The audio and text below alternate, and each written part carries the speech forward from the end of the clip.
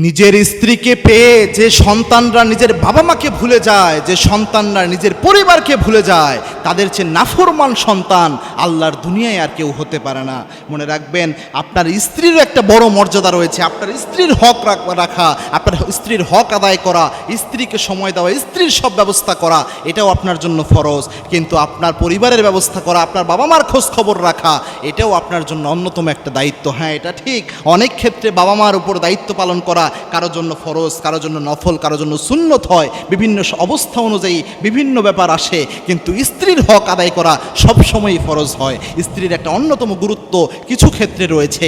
তবে বাবা মার সাথে সম্পর্ক ছিন্ন করা, পরিবারের সাথে সম্পর্ক ছিন্ন করলে ওই সন্তান নিজের রিজিক নিজের হাতে যেন নষ্ট করে ফেললো। আল্লাহর হাবিব বলেছেন, কেউ যদি রিজিকে বারাকা আনতে চায়, কেউ যদি তার হায়াতের মধ্যে বরকত আনতে চায়, সে যেন তার বাবা মার সাথে ভালো আচরণ করে, সে যেন প্রতিবেশীর সাথে ভালো আচরণ করে। এই দুইটা কাজ করলে আল্লাহ রব্বুল আলামিন তার রিজিকে এবং হায়াতে বরকত দান করে দেয়।